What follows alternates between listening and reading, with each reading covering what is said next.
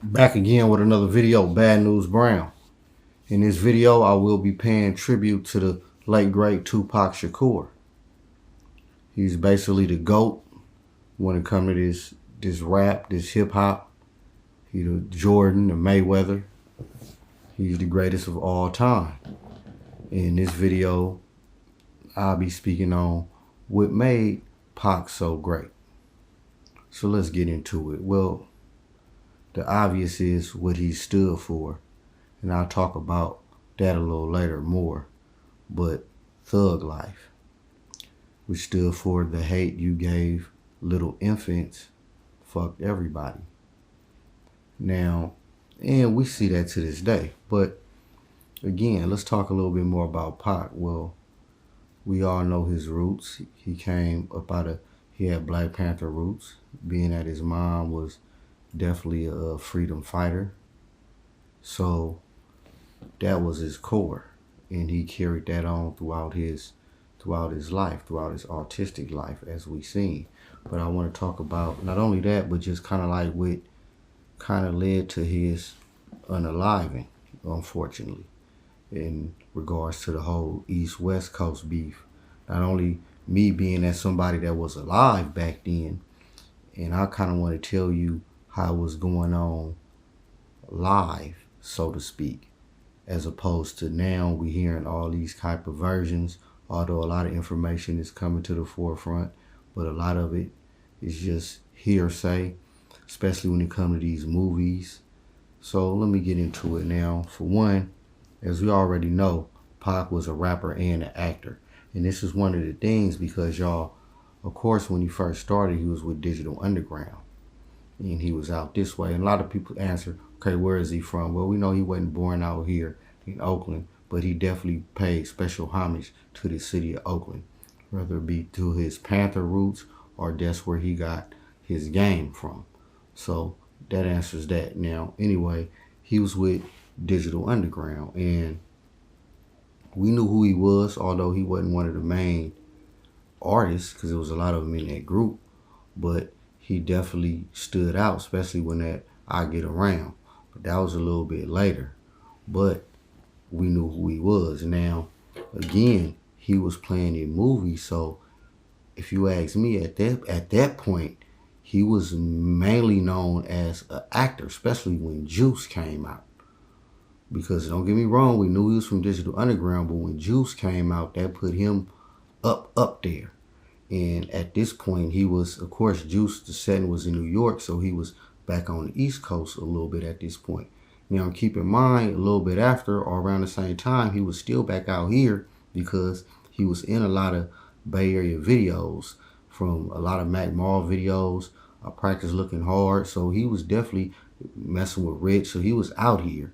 But I'm going to keep it honest, and I was young at that time, but like when his other albums, Tupacalypse Now, and the other one came out, his style was more East Coastist. I ain't going to say his style, because I'm going to be honest, I ain't never really, even at this age, I'm going to keep it 100, y'all, never really listened to those particular Pac albums. Like, my favorite is Me Against the World. But anyway, at that time, again, I was young. He was still West Coast, but it was more, his sound was more East Coastist a little bit. But again, and I forget exactly which order, but when he did I Get Around, that was some Digital Underground. That was West Coast swag, and that's still a hit to this day. But again, it don't matter. And I'm going to mix it in now because, again, kind of want to just kind of let y'all know, Pac was mainly an actor. He still made music. He did Juice. Then he did Poetic Justice. And he did a few other movies, of course. But at that time, his acting thing was taking off. So that was on the forefront. So now, at this time, it was, of course, behind the scenes static, probably with him and a lot of brothers out that way and whatever. But none of this was noticeable. Now, as far as the whole music stuff started becoming noticeable was when, like, I would say, around the time, okay, when Me Against the World came out and he went to jail for the accused raping or whatever. He dropped Me Against the World. Everybody was still rocking with Pac.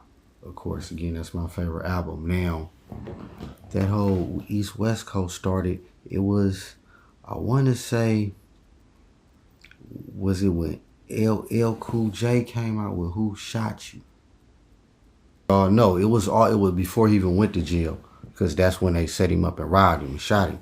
But prior to all that, even before his other legal stuff with him shooting at the police allegedly, after all that, it was friction already brewing between the East and West Coast, because that's when you had West Side Connection. A lot of people don't take note of that again. West Side Connection was represented as well, because I believe at this point Pac was in jail. Exactly, and that's when I know LL Cool J, and I forget exactly what order, y'all, but LL came with that song, I think, Who Shot You, and that was actually Foxy Brown's debut. And that's when LL, he was like, Crush, what'd he say, Ice Cube, Ice-T, Curl, and all that in LA, they gang banged. And that's when West Side, they came with West Side Slaughterhouse. Then I think Jay-Z came with The Presidents. And then Bow Down came out. So all this was going back and forth. It was already an East-West Coast thing simmering already. And we were seeing it as live on these videos. Because I remember when Bow Down came out, we was like, oh yeah, we was fired up. Now, again, Pac was down. So when Pac get out, and again, I want to go back to the story, because I read in the magazine, and I want to speak to that whole one of these Biggie movies. Now, I know they made a few Biggie movies, but they kind of, it was a scene where Biggie went in the elevator with the pistol and went down there. Now, as I remember telling from reading that, so I think it was, I don't want to say it was a Maxim magazine, but I forget. When I was in jail, Pac was like the reason why he was tripping with everybody, because they knew it was about to go down, and didn't nobody say nothing. So when he finally made it up to the studio, everybody looking surprised, like what he doing there? Like, they surprised he made it. Like, ain't you supposed to be dead? So everybody was kind of shook, like they knew. So that's why he was like, man, y'all had something to do with it.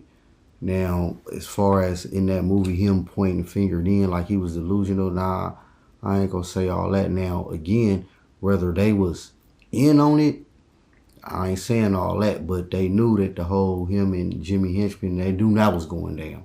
So, of course, they probably didn't want nothing to do with it, but at the same time, Pac like, man, y'all knew, and that's why he thought his boy Stretch had something to do with it. Because he like, man, y'all, hey, when they jack, they come straight for me.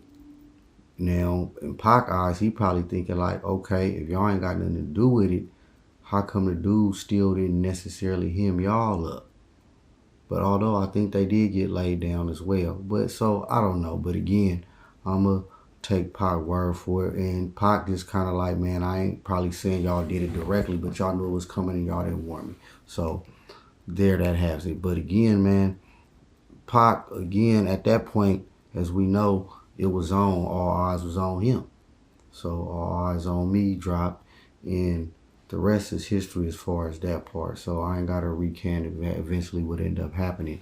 But at the same time, I kind of want to get into now, y'all, the thug life, because he was already telling you the direction he was going as far as raising not only, I ain't even just going to say the conscious level, but the intelligence level of the youngsters. I'm just going to say it like that, the mentality. And he was basically saying that the hate that you gave little infants, meaning the neglect, this is why we got what we see today, the whole so-called, or not so-called, from the banging to the jacking, the robberies, and we already know what it is. And one can argue it's always been going on like this in history, but again, man, none of that has nothing to do with the impact that Pac left on us. And I can talk on and get more specific, but this is in particular not only his lyrics, because again, he had what we would call gangster tracks, and he had conscious tracks about lifting your head up, and we already know he pretty much had a song dealing with issues that not only we all deal with, but just life issues, as well as he had issues, street issues, and he was just talented, period. Whether he was rapping about a bunch of nonsense, he probably would have still been talented because his music was good.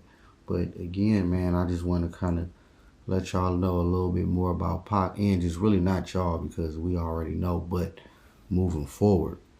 Because again, Hollywood, not even Hollywood, we just gonna say the algorithm got a tendency to rewrite history and recreate certain things, and they're getting very good at it. So videos like this is kind of give a set of a true history. Although again, I'm freestyling, I didn't get into specifics, but I kind of want to give you just a general overlook of Pac and what he stood for, and one of the reasons why he's the best, and why we say he the best, because same with Ali, makes him the best because not only in and outside the ring. So for Pac was in and outside the studio or the ring, whatever you want to call it, he was the best. And when you the best, you the best, you the GOAT. So rest in peace, Tupac, man. And we gonna stay, we ain't gonna never forget you. And you definitely immortalized, and you one of our all-stars. And it is what it is. Bad News Brown breaking it down for y'all one time, man. Don't forget to subscribe to me. I'm up out of here. Peace.